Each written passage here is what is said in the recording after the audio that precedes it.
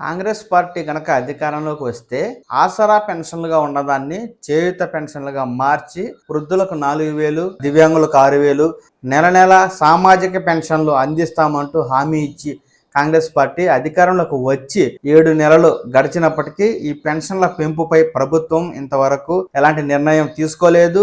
దీని నుంచి మంత్రులు కానీ ముఖ్యమంత్రి కానీ ఇప్పటి వరకు ఎలాంటి ప్రకటన చేయలేదు. ఈ నేపథ్యంలో ఆంధ్రప్రదేశ్లో అధికారంలోకి వచ్చిన తెలుగుదేశం పార్టీ ఇక్కడ కాంగ్రెస్ పార్టీ ఇచ్చినట్టే అక్కడ కూడా దివ్యాంగులకు 6,000, అలాగే వృద్ధులకు 4,000 జూలై 1వ తేదీ నుంచి పెంచి ఇవ్వబోతున్న నేపథ్యంలో మనకు మందకృష్ణ మాదిగ గారి ఆధ్వర్యంలో ఈ మేరకు దివ్యాంగులు రౌండ్ టేబుల్ సమావేశం ఏర్పాటు చేసి ఈ చేయూత పెన్షన్లను వెంటనే పెంపు చేయాలని, అది కూడా మనకు డిసెంబర్ నుంచి పెంపు చేసి మొత్తం 7 నెలల పెన్షన్ ని కలిపి జూలై నెలలో ఇవ్వాలని, జూలై 2వ తేదీ లోపు ప్రభుత్వం ఈ పెన్షన్లు పెంచకుంటే జూలై 3వ తేదీ నుంచే రాష్ట్ర వ్యాప్తంగా ఆందోళన చేపడతామంటూ దివ్యాంగులు కావచ్చు, ఈ సిపిఐ, సిపిఎం, ఇతర ప్రతిపక్షాల నాయకులు మందకృష్ణ మాదిగ గారి ఆధ్వర్యంలో ప్రభుత్వానికి హెచ్చరిక జారీ చేసిన నేపథ్యంలో తాజాగా సీఎం రేవంత్ రెడ్డి గారు ఈ పెన్షన్ల పెంపుపై ఆయన స్పందించడం జరిగింది. ఈ పెన్షన్లు ఎప్పుడు పెంచుతారు, ఆయన ఏమన్నారు తదితర పూర్తి సమాచారాన్ని నేను మీకు ఈ వీడియో ద్వారా తెలియజేస్తాను. ఎప్పటికప్పుడు తెలంగాణ ప్రభుత్వానికి సంబంధించి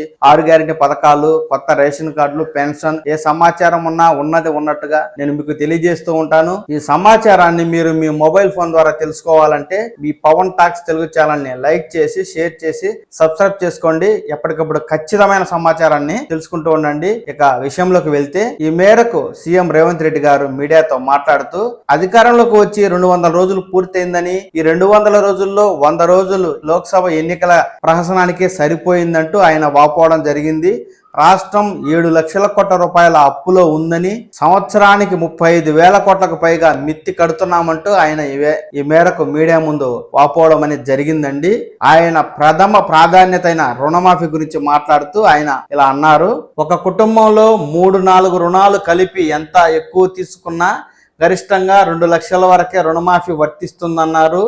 2 లక్షల మేర రుణాలు తీసుకున్న వారు 6-7 వేల కోట్ల వరకు ఉండొచ్చని ఆయన అంచనా వేయగా, అత్యధికంగా 50,000 నుంచి 1,00,000 రూపాయల వరకు చిన్న రైతులే ఉన్నారని, రుణమాఫీ పూర్తయిన తరువాత మాత్రమే ఈ చేయూత పింఛన్లు 4,000 పెంపు చేయడంపై దృష్టి సారిస్తామంటూ ముఖ్యమంత్రి రేవంత్ రెడ్డి గారు వెల్లడించడం జరిగింది. చూశారు కదా, ఈ మేరకు తెలంగాణ ప్రభుత్వం ప్రథమ ప్రాధాన్యత రుణమాఫీపై కేటాయించడం జరిగింది. ఈ రుణమాఫీకి ఇప్పటికే 25,000 కోట్ల రూపాయల పైగా నిధులకు అవసరమవుతుందని, ఈ నిధులు సేకరించుకోవడానికి ప్రభుత్వం ప్రయత్నం చేస్తున్నట్టుగా అయితే మనకు తెలుస్తోంది. ఈ రుణమాఫీకి ఆగస్టు 15వ తేదీ సీఎం రేవంత్ రెడ్డి గారు డెడ్ లైన్ పెట్టుకుని ఈ లోపు రుణమాఫీ చేసేయాలి అని ఆయన తీవ్రంగా శ్రమిస్తూ ఉన్నట్టు తెలుస్తోంది.